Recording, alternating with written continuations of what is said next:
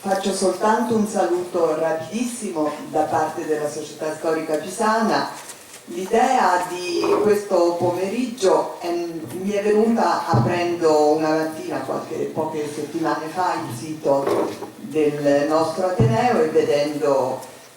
che si parlava del libro di Fabrizio, e mi è venuta voglia di rivedere questo film, però non sapevo bene come fare. Allora ho pensato, siamo Società Storica Pisana, quindi qui c'è storia. L'autore del libro è un pisano ed è anche un membro del consiglio direttivo della società, dove ha anche il ruolo di vicepresidente. L'ho consultato e dico, ma si potrebbe organizzare tutto molto anche in funzione di rivedere il film.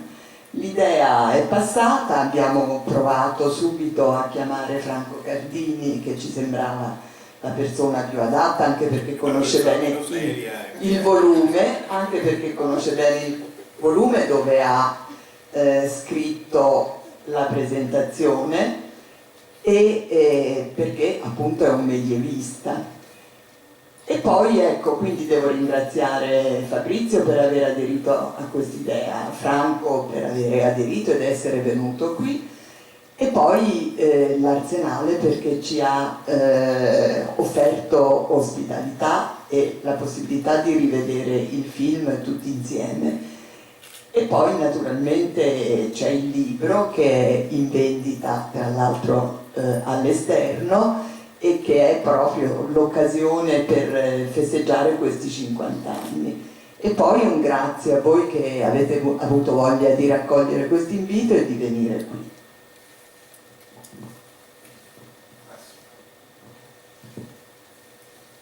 Buonasera a tutti, io sono il direttore di questa collana di quaderni di storia e cinema. Questo è il quarto volume. Abbiamo già pubblicato 2 sceneggiature, anzi 3 con questa. Abbiamo pubblicato Il Sorpasso,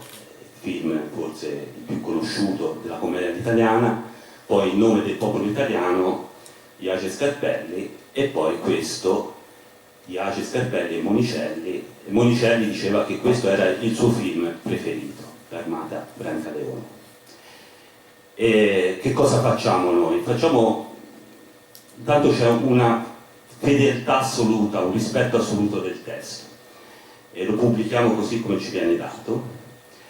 e poi facciamo uno studio sulla sceneggiatura, come quello che ha fatto in questo volume Fabrizio Franceschini. A questo volume ha partecipato, lo dico perché credo che sia importante, anche Giacomo Scarpelli in una postfazione. E Giacomo Scarpelli, che è figlio di Furio, ci racconta del suo incontro con Brancaleone. Lui era ancora bambino, suo padre l'ha portato sul set e gli ha detto: guarda, quello è Brancaleone. E ovviamente ha visto Gassman cavalcare su questo cavallo colorato, come poi vedrete nel film, e ci racconta della grande emozione di vedere questo personaggio, che poi ha avuto una sua vita successiva, perché come sapete è stato fatto anche un altro film, anche quello molto bello, Brancaleone e le crociate, 4 anni più tardi, e poi è stato pubblicato un romanzo, e poi è stato pubblicato un poema comico per bambini, e poi Giacomo ci dice alla fine di questa lunga postfazione che probabilmente ci sarà un'altra storia, non di Brancaleone, perché Brancaleone ovviamente è morto nell'ultimo film, ma di suo figlio, che va alla ricerca di un santo Graal, della coppa di San Benedetto, anche lui da Norcia,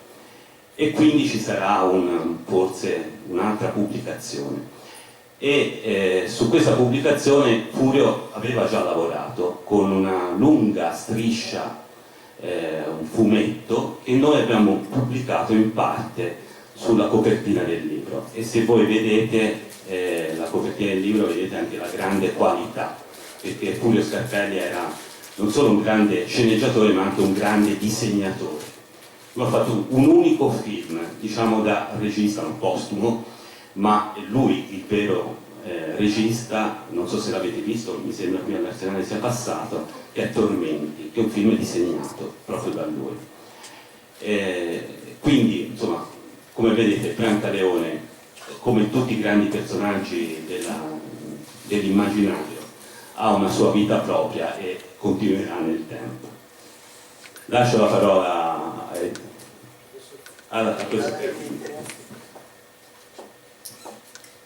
Sì, buonasera, come si usa dire sarò breve, poi non è quasi mai vero, ma stasera sì, perché la gente viene a vedere il film e non sente in me. Ma ecco, Baudelaire diceva, come è noto, che solo i superficiali non giudicano alla prima occhiata, e in effetti è così, perché poi Brancaleone sul momento ha fatto un grande effettaccio, come si dice a Firenze, forse anche a Pisa, a Livorno, e dopo naturalmente sono arrivate critiche di ogni genere,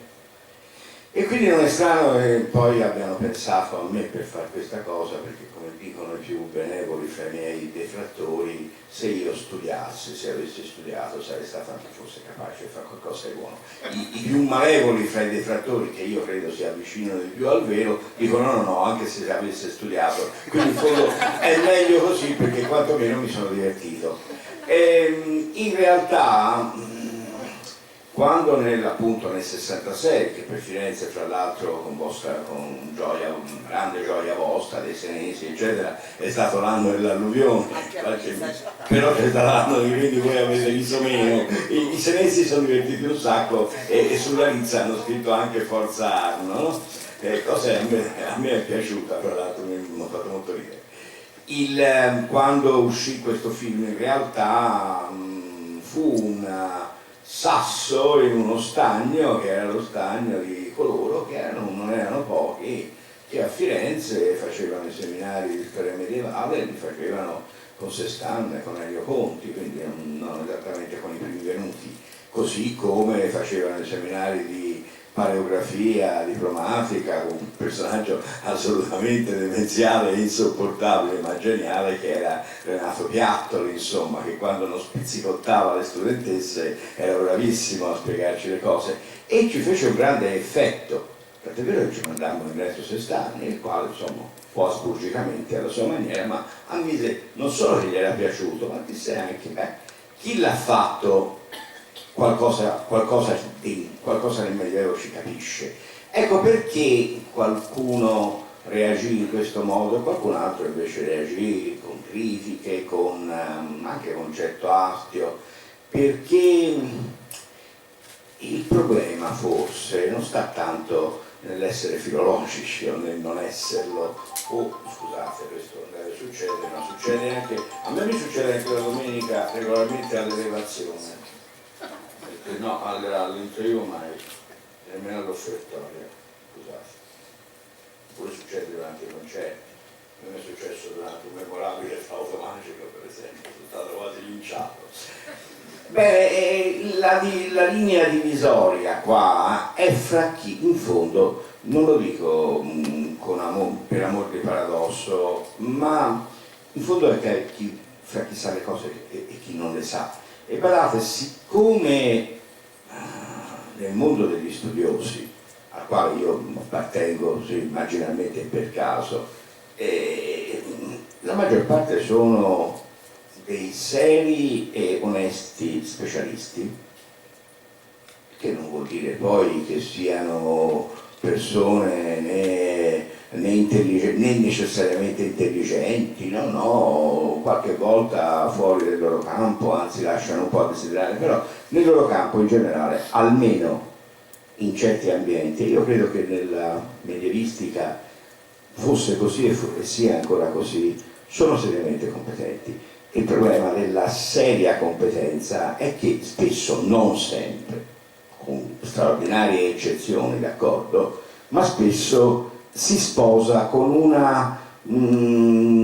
misto fra l'ottusità e soprattutto l'ignoranza di tutto quello che c'era prima, che c'era dopo, che c'era intorno, che entro certi limiti è anche logico, insomma, non si può saper tutto. Però vedete, io davanti al collega, il quale mi dice con un certo disprezzo, sai,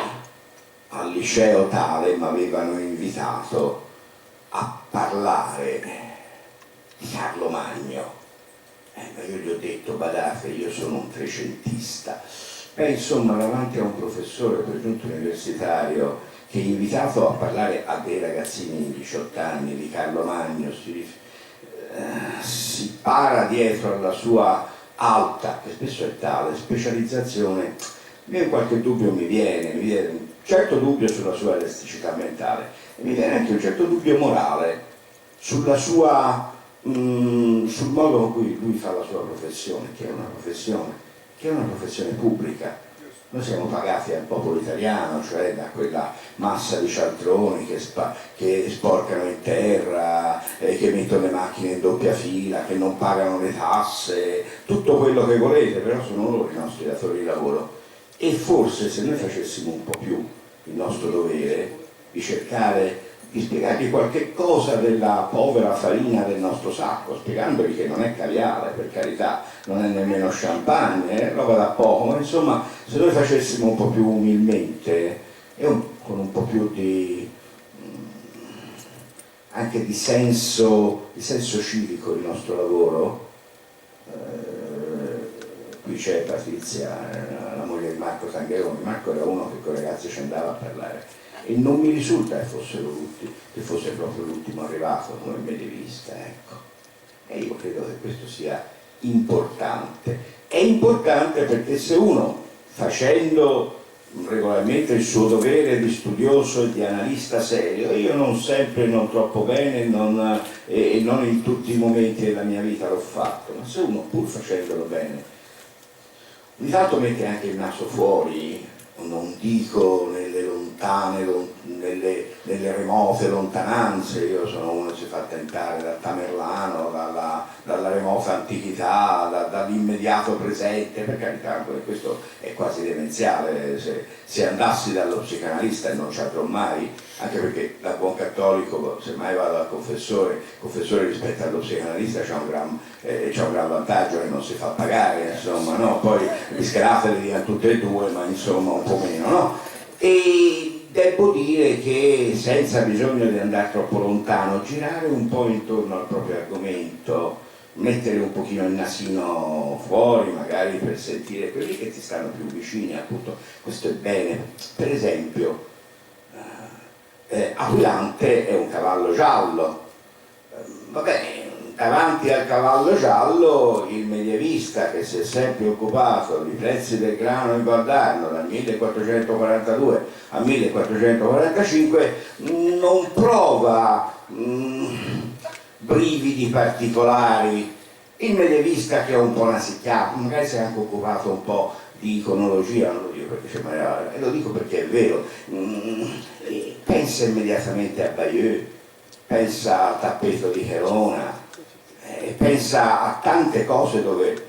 Paolo Uccello se volete, dove ci sono cavalli verdi, cavalli gialli, cavalli azzurri, si pone il problema, insomma, davanti a tante miniature già del X secolo dove si vedono elmi e corazze tinte di verde o tinte di rosso, e molti spiegano imperturbabili, sì, questa è la fantasia surreale dell'autore, calma, perché insomma tracce di dipinto, poi chi spiega queste cose, gli oplologi dicono no, tracce dipinte c'erano, sapete, per anni in seguito al brigantaggio settecentesco, che era già stato preceduto da un brigantaggio quattrocentesco, per dire la verità. Abbiamo pensato al marmo e al bronzo dorato rilucente delle acropoli, delle antichità romane, poi ci hanno detto che invece no, non è vero, i templi romani e già quelli etruschi, quelli greci addirittura, erano come le case dei pescatori greci di oggi, greci anche italiani, anche provenzali o catalani di oggi, erano belle con dei colori che davano dei pugni in un occhio, rosse, turchine, blu, gialle, verdi, eccetera, ed è così. Ecco, semplicemente questo fatto, l'argot, il Gran Melot, tutte quelle cose che poi ce l'ha dette un premio Nobel quando ancora non era tale, e le abbiamo tutte prese sul serio, abbiamo detto ah sì, però certo. Ma quando però noi facevamo, io sono, ohimè, sono del 40, quindi ho fatto, fra i miei molti peccati, ho fatto perfino un po' politica da giovane, non vi dico nemmeno dove, ma ho fatto anche goliardia. Beh, insomma, noi ci reinventavamo il trecentesco fiorentino, facevamo dei sonetti dedicati a Madonna Beatrice, me ne ricordo anche alcuni lacerti, ma lasciatemi esimermi dal citarli, ma insomma facevamo il Gran e dimostravamo che un pochino il vecchio Contini ci aveva anche insegnato qualche cosa, ecco, qua e là. E allora il severo censore dirà, beh va bene, fa cottiglia goliardica, quello che magari insomma ha messo anche un po' il naso fuori dal suo seminato, comincia a pensare, penserà davanti a una cosa di questo genere che c'è anche molto studio dietro, e c'è anche l'intuito, l'istinto, ma sapete, l'intuito e l'istinto se non vengono guidati, se non vengono coltivati, se non vengono educati, non danno luogo, forse a qualcosa danno luogo, ma non danno luogo a nulla di buono o di bello. E qui di buono e di bello c'è qualche cosa, insomma, non c'è bisogno di aver letto grandi cose sulla corte di Bisanzio, però se uno ha letto qualche cosa è meglio, per essere veramente médusé, come dicono i francesi, presi alla bocca e allo stomaco, come diceva mio nonno, davanti alla scena della corte bizantina dei genitori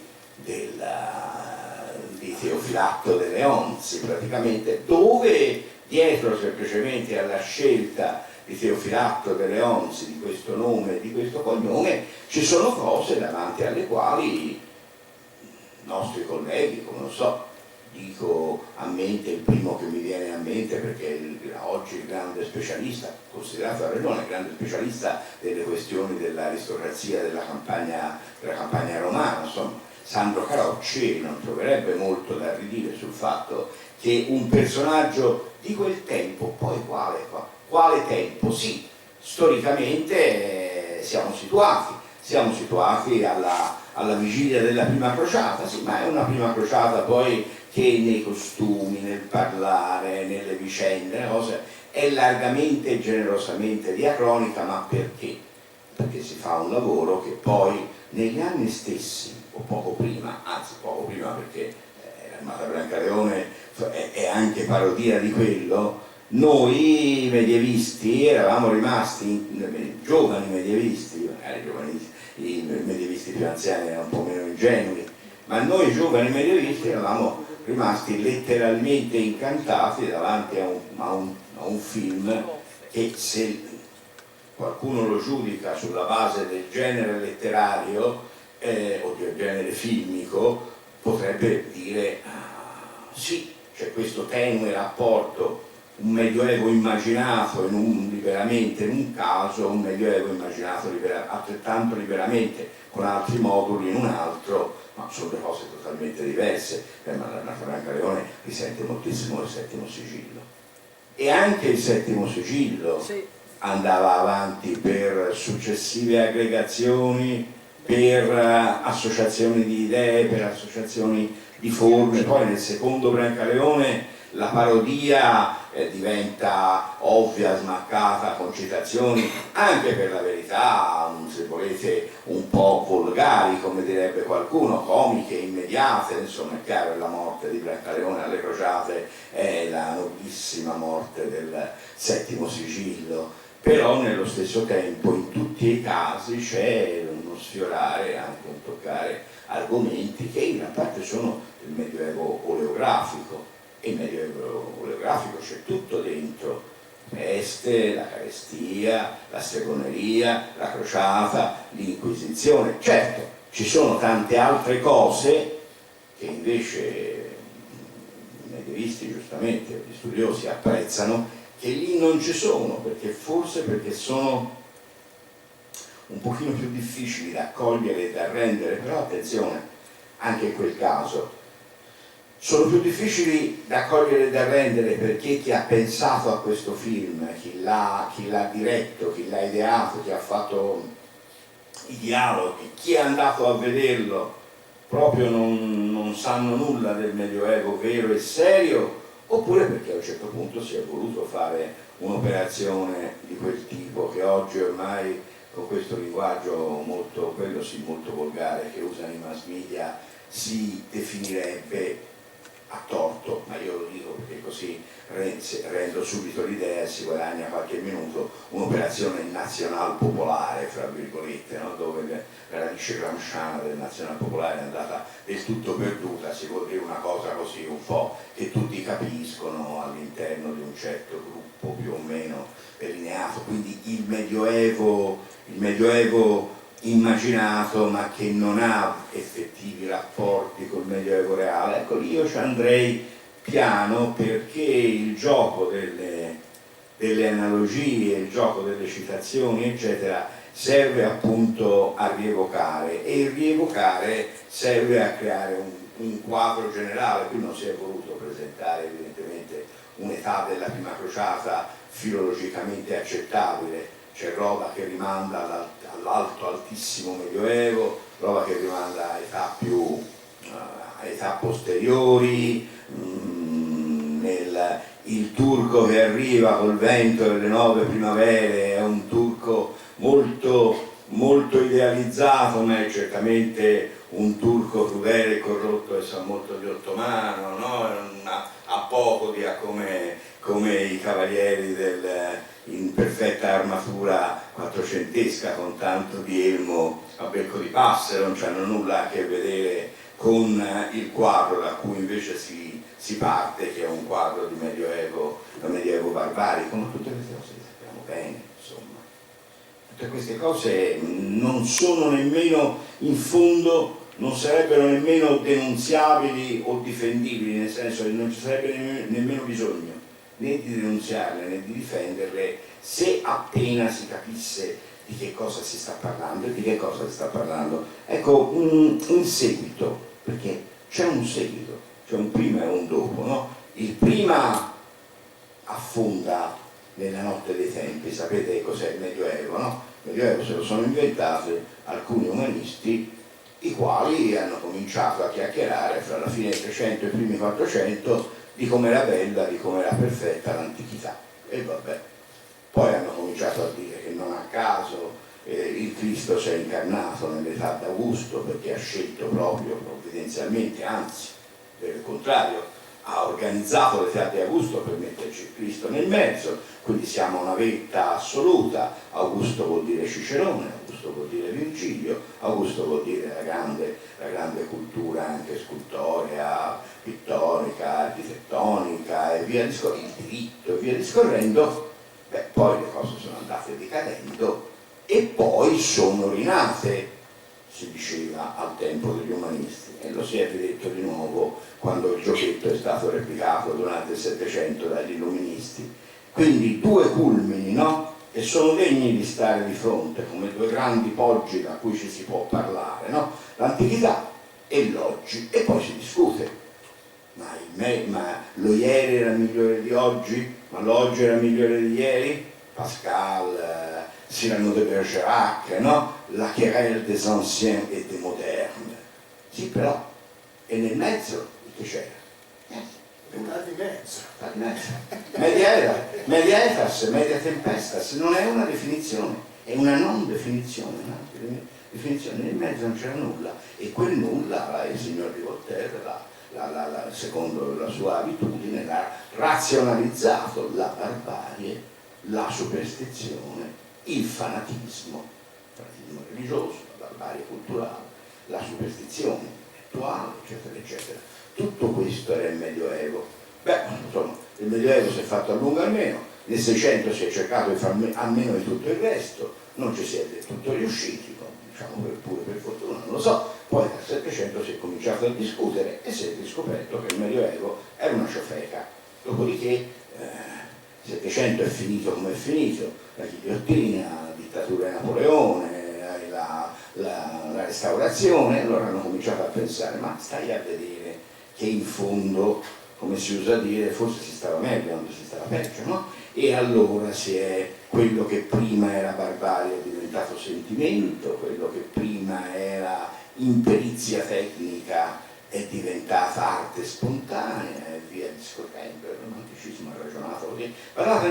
non siamo più usciti da quel dibattito. Quando si parla di Medioevo, ancora oggi ci sono le tenebre del Medioevo da una parte, siamo tornati al Medioevo, l'ISIS è un'istituzione medievale, non lo so, a me sembra un'istituzione molto postmoderna, si tratta di ragionarci, e ancora dall'altra parte poi ci sono invece i rivalutatori di quell'età e via discorrendo. Siamo ancora in piena querelle fra Medioevo e antimedioevo. Noi ci accorgemmo nei lontani anni 60-70, e si era anche un pochino in tanti, tanto è vero che poi si finì per confluire in una rivista che ha avuto anche breve vita, ma che non era Malaccio, che era Quaderni Medievali, era una rivista pensata proprio per questo, perché accanto a saggi molto seri di medievistica, a qualunque tipo, storia delle idee, storia dell'agricoltura, storia dei problemi sociali, economici, storia della letteratura, Medioevo a 360 gradi, a part entière, come dicevamo allora, perché bene o male eravamo tutti un po' bagnati nella nouvelle histoire francese, con qualche eccezione. Il professor Calderoni, soprannominato con la nouvelle histoire francese, ci ha sempre voluto avere poco a che fare, ma noi eravamo un pochino più così, ecco. E d'altra parte, proprio in quella rivista c'è una rubrica, una bella rubrica, una rubrica molto interessante, molto divertente, che era intitolata L'altro Medioevo, perché c'è il Medioevo dei dotti, c'è il Medioevo degli studiosi, c'è il Medioevo di chi sul serio, storicamente e filologicamente fa un certo lavoro, ma c'è anche il Medioevo degli altri, c'è il Medioevo di Walt Disney, poi il medievista si è dato a studiare anche quello, poi fuori d'Italia queste cose erano già state fatte, del resto c'è un Medioevo filmico, c'è un Medioevo fantasy che poi a un certo punto si è collegato al successo dei romanzi di Tolkien, eccetera, è diventato un Medioevo di eroe fantasy. Poi tutta la cosa è stata ridiscussa perché è sfociata in politica e si è ulteriormente complicata, ma vedete che da tutto questo nasce una quantità di cose, una quantità di spunti. Uno vede l'Armata Brancaleone e insomma, sì, certo, è un Medioevo, situabile dove? Da nessuna parte, in nessun luogo, è ucronia, è utopia al tempo stesso, però nello stesso tempo è un po' come il Settimo Sigillo, pone problemi. Il Settimo Sigillo, lo sappiamo tutti, insomma, è strettamente ispirato alla filosofia di Kierkegaard, Berman l'ha anche dichiarato, è un'avventura attraverso l'animo umano. Si parla di Medioevo perché è il nostro Medioevo, è quello sospeso fra il lungo momento in cui non ci siamo ancora e il lunghissimo, eterno, non sappiamo bene come definirlo, momento che comincerà quando cominceremo a non esserci più. E nel mezzo c'è la nostra media tempestas, durante la quale si svolgono la Divina Commedia, ma anche e soprattutto la commedia umana, e l'Armata Brancaleone è la commedia umana. Chiudendo, due cose da dire. Una è un piccolo rimpianto, non voglio rimproverare nulla a nessuno, d'altra parte mi rendo anche conto che il tempo sarebbe diventato stretto, eccetera. Un piccolo rimpianto perché vedendo il primo Brancaleone non vediamo anche il secondo, che è stato molto più maltrattato del primo, secondo me un pochino a torto tutto sommato. Penso che le due, purtroppo non è diventata una trilogia, ecco. Wagner ce l'ha fatta, ma Monicelli no, insomma, e non si sa se questo è stato un bene o un male. E Monicelli non ce l'abbia fatta, penso sia un male sul serio. D'altra parte gli autori, i film, eccetera, e i temi si usurano, forse il terzo sarebbe molto più stanco. E poi naturalmente la doverosa ammissione, io sono qui perché io amo molto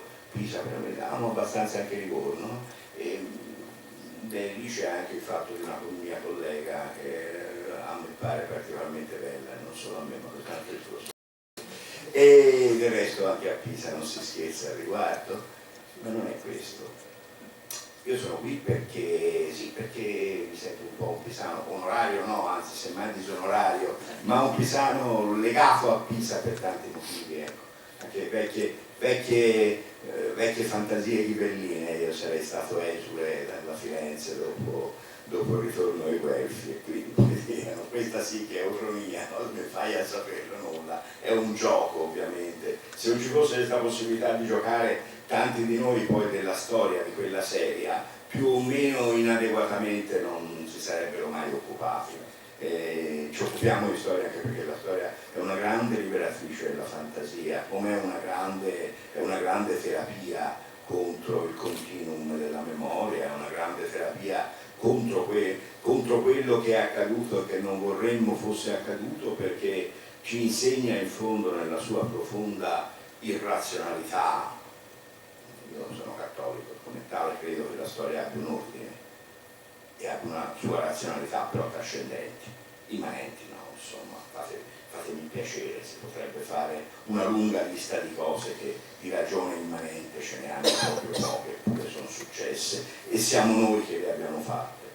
anche in un passato recente, recentissimo, ma anche nel passato più remoto. Beh, poi naturalmente in fondo a tutte queste cose, prima di vedere il film, ve lo devo confessare, ebbene sì, io sono qui per rivedere ancora una volta Ragazza Maria Puccella.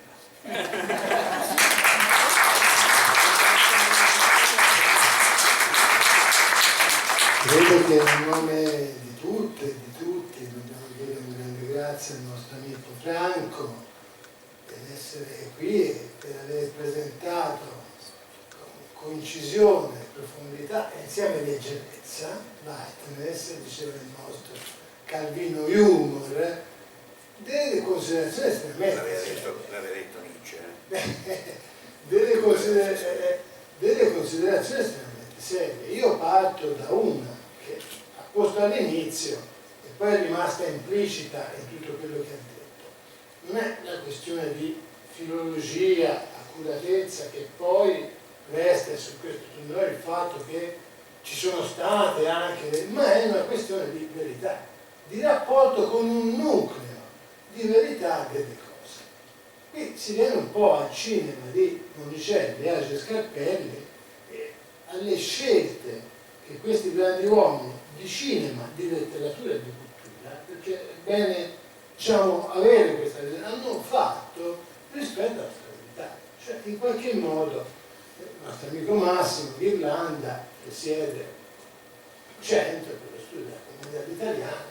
la commedia all'italiana, guardiamo anche forse l'ultimo esponente per filiazione diretta, ha imparato da Tullio Scarpelli, Giacomo Vizzini, Il capitale umano e il film che è ora nelle sale sono quel tipo di commedia italiana, dove non manca la leggerezza, non manca anche la risata, ma tocchiamo i problemi della società postmoderna in crisi economica, i problemi del rapporto tra follia, razionalità, disperazione, suicidio. La commedia italiana comincia con i soliti ignoti, dice il primo film comico dove muore qualcuno. No, e il tema della morte è un tema che bene o male passa in tutti questi film. Il tema della morte, il tema del fallimento, cioè nella visione di questi uomini di cinema. Questo è il punto. E ha usato un'espressione Franco, la commedia umana, è la commedia umana di Balzac, che non a caso, pur essendo un uomo riprendeva e si misurava direttamente col tema di Dante. Cioè si vuole parlare della nostra società, quella della seconda metà, diciamo, del XX secolo,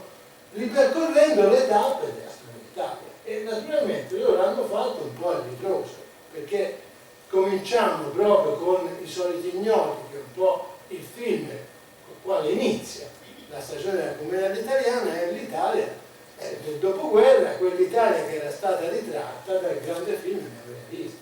Ma a quel punto i grandi autori del neorealismo cosa facevano? Rossellini avrebbe fatto i film sull'età di Cosimo, sul Re di Francia, sarebbe passato a un film storico di tipo didattico divulgativo. De Sica continuava a fare film più vari, ma in qualche modo il tipo di cinema di Rossellini e di De Sica in quei tempi lì non sarebbe stato proponibile, né nelle forme cinematografiche né nelle forme linguistiche, ma se si parte da soliti ignoti, si fa un passo indietro verso la Grande Guerra, un altro passo indietro ai compagni, quindi le prime rotte operaie a Torino, poi piano piano si arriva al Medioevo e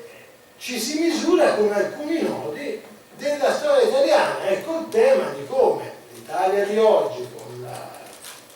i grandi problemi che ha, le grandi risorse che ha, si è costruita attraverso questi passaggi. Ma di cinema più propriamente possono parlare altri. A me interessa di più, è il lavoro che ho fatto in questo volume, parlare delle operazioni linguistiche in senso ampio, su tutti i linguaggi. Già con alcuni flash molto appropriati Franco ha richiamato il rapporto con la figuratività, no? Diciamo Paolo Uccello, che si riconosce più degli Arals di Bayer, o anche diciamo la corterizzazione, o anche l'uso dei paesaggi, naturalmente quelle campagne del Viterbese, di Vetralla, di Nepi, sulla via romana, perché oggi è stata rilanciata la via francigena, fa anche più presa mediatica, ma questo film si svolge materialmente nella scrittura del copione e nella realizzazione filmica sulla via romana, nel tratto viterbese e poi giù diretti verso Brindisi, Taranto, dove si sarebbe dovuti prendere la nave per le crociate, e poi a Eurocastro, che poi per comodità è il castello di Le Castella, diciamo, vicino a Crotone, e dalla parte di là dell'Italia meridionale. E quindi anche quel paesaggio, quel bellissimo paesaggio della Marenna, nel senso dantesco, da Cecina a Corneto, che poi l'hanno ribattezzata Tuscia, e Monicelli dice, ma io l'ho sempre chiamata Viterbese, ma cos'è la Tuscia? Vabbè. Ma naturalmente è un paesaggio di per sé carico di storia, e la lettura di questo paesaggio dà anche le scene per farci due risate, tutti quei botri, quei fossati, quegli strapiombi dove con i cavalconi i nostri personaggi che precipitano giù, ma allo stesso tempo, sempre in questo gioco tra vero, verosimile e inventato, è un paesaggio vero dove anche gli autori delle Chansons de Geste avevano ambientato le gesta di Berta, Minone, i discendenti di Carlo Magno, che si erano trasferiti per l'appunto tra Nepi, Vetralla, dove ancora andando da quelle parti c'è Querce d'Orlando, la Grotta d'Orlando. Un grande studioso come Bédier, giustamente, quando studiava la parte dei cicli epico-cavallereschi, delle Chansons de Geste, che si snocciolavano, proprio si svolgevano sulle route dell'Italia, sui percorsi italiani, ricordava questo tipo di episodi, che qui, come tante altre cose, rimetto. Quindi la lettura di un paesaggio che funziona, perché anche oggi, per chi ci va così ingenuo, ha quest'area di torri di rute, di monasteri abbandonati, di ponti, lì se si va anche sotto a Tarquinio, Corneto, come si chiamava, si trovano questi che... La rilettura del paesaggio, la questione della musica. Qui, in tutti i film di Monicelli, c'è una collaborazione di Age Scarpelli per i testi verbali, c'è la collaborazione di grandi musicisti, grandi scrittori di musica per il cinema. Qui praticamente Carlo Ruspichelli fa una serie di invenzioni che sono entrate, diciamo, nell'immaginario, diciamo, nell'udito, nella memoria uditiva, collettiva, e l'operazione è sempre la stessa, deve essere una cosa che funzioni. Quindi il discorso non è filologia, è verità, ti deve prendere, punto. E chiunque entra in questa sala cinematografica, A, si deve divertire, B, deve tornare in casa con un rovello che riguarda un po' la sorte dell'uomo. E qui il Kierkegaard e Bergman a qualcosa, la sorte dell'uomo è un destino di fallimento, un destino di scacco, ma anche la capacità in qualche modo di organizzare collettivamente la risposta, perché poi il collettivo in questi film c'è sempre, e anche un effetto conoscitivo, perché anche loro, non come il Rossellini, i film storici, ma consapevolmente, Scarpelli non diceva, vogliono insegnare qualcosa. E allora vale per la musica anche, da una certa iniziale, o certe musiche che vediamo nel film funzionano. Non c'è bisogno di sapere che hanno rielaborato Wagner, hanno rielaborato Carlo Rustichelli i temi del Sicchio, che quando arrivano a Bacuc e gli altri, cioè a trovare lo grande cavaliere che dovrà guidare, si trovano davanti, cavallo giallo, questa tenda cadente, cioè bum bum, bum bum, è la marcia funebre di Sigfrido. Quanti delle milioni di persone che hanno visto questi film l'avranno individuato? Pochi, perché deve funzionare di per sé. Poi i temi di Sigfrido vengono ripresi e, volendo un po' andare a vedere, se si guarda bene, qui c'è anche un collega di filologia germanica che queste cose le sa bene, se si va a vedere la storia di Sigfrido così com'è, non è tanto diversa da Brancaleone, perché Sigfrido è un grande bischero, scusate, è tanto innamorato di Brunilde e così via, e poi dall'elmo magico a un altro, ci va un altro e le ha sofferto di sotto. Cioè è un film. Anche Achille, quindi, ma qui c'è il gioco anche nella musica, così come nell'aspetto figurativo di mescolare, di rovesciare l'intreccio. Anche questo ha a che vedere con l'aspetto figurativo, di un immaginario un po' che risentiva. Monicelli ha detto varie volte, anche il western c'entra, certi cowboy proprio sfigati, poi naturalmente Yojimbo, i samurai di Akira Kurosawa, e qui ci sono le testimonianze di Ari Scarpelli, che quando uscì questo film andarono subito al mercato di Porta Portese con una squadra di comparse e li cominciarono a ghindare così, per vedere, dice, ma se questa cosa dei samurai sfigati, senza poveracci, l'ambientassimo nell'anno 1000, che succede? Questo poi, qualche anno dopo, quando Cecchigori e la Fairfilm hanno detto, bene, abbiamo Gasman sotto contratto, facciamo questo film, e il film l'hanno fatto. Quindi riuso, rilettura con effetti di verità, è quello che avviene anche col linguaggio. Qui c'è la questione della lingua inventata dell'armata Brancaleone. Al contrario de lo que se creía, la lengua usada en la película Armata Brancaleone de Mario Monicelli no sería una jerga inexistente o inventada, sino che fue escogida en detalle por los guionistas. Questo è. Ringraziamo cortesemente l'Ansa Latina che ha fatto un lancio pubblicitario di questo libro che stiamo presentando in spagnolo, cioè tutti i libri, compreso quello bellissimo di un nostro caro amico, Stile della Casa, fatto una decina d'anni fa, con firme di grandi critici cinematografici, la lingua inventata dell'Armata Brancaleone, da nulla non viene nulla. È chiaro che loro sono grandi inventori, non volevano fare lezione di storia della lingua italiana, volevano far divertire un pubblico. Però per far questo e lasciare un effetto conoscitivo bisognava partire da materiali reali, mescolati e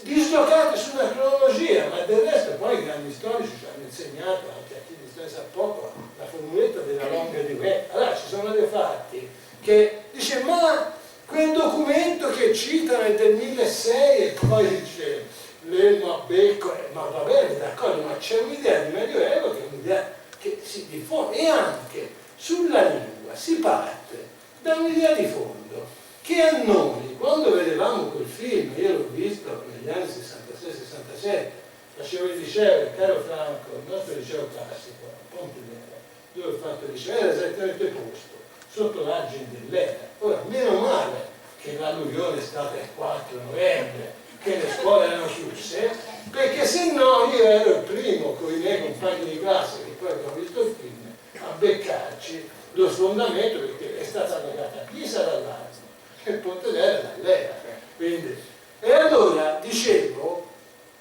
quando noi abbiamo visto questo film, cosa ci insegnavano di letteratura? Cioè la scuola siciliana,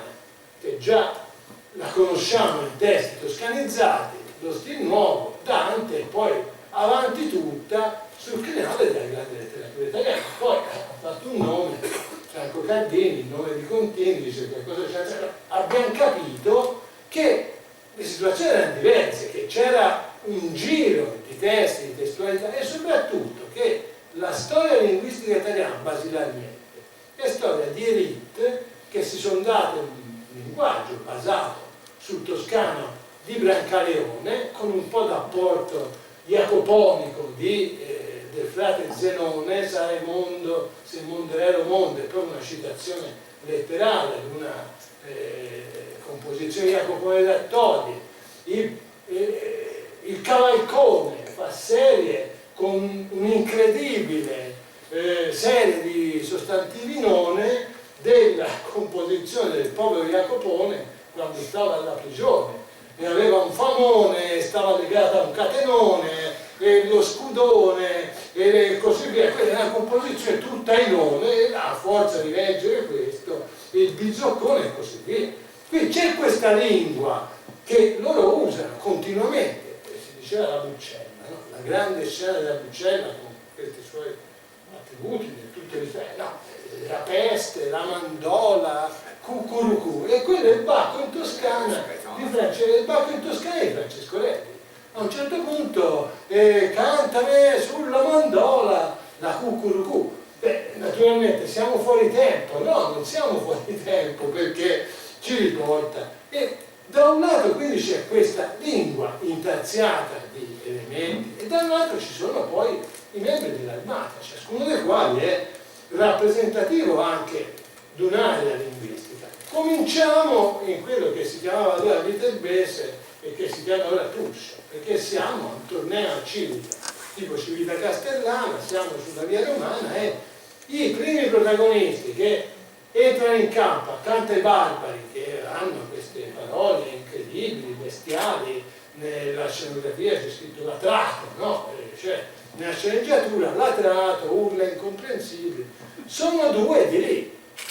perché il ragazzino Taccone è proprio di Ronciglione, l'hanno preso come capitava a un bar, faceva un ragazzino che dava le birre e la spuma a un bar, e dice quello potrebbe essere un tipo giusto.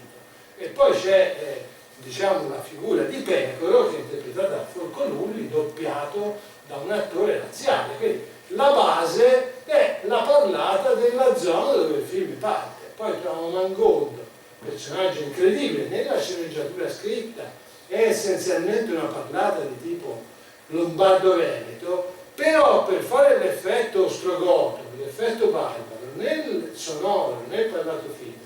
c'è un accento fortemente tedesco, cioè dovuto dice anche foido invece di feudo, no? Come poi c'ha la R, c'ha la Questo, tutto così, e poi scendendo verso sud, diciamo, troviamo espressioni linguistiche tipiche dell'Italia meridionale. È un po' la struttura linguistica che avevano già messo in piedi nella Grande Guerra, con gli ufficiali che parlavano varie varietà dell'italiano, quelli più disponibili come Gallina, che poi entravano in un rapporto linguistico anche con i soldati di tipo aperto, e poi i dialetti, le varietà dialettali, la barriera linguistica, per cui come davvero avveniva nel 15-18 il capitano o il contadino alletterato scriveva le lettere per gli altri. Quindi c'è questa operazione di rilettura linguistica e c'è anche l'operazione di recupero di grandi operazioni narrative, perché il lavoro che fanno sul Medioevo consapevolmente lo prendono anche dal Quattrocento. Prima che o accanto a diciamo i Poggio Bracciolini, i grandi umanisti, c'erano quelli lì del giro della corte di Lorenzo,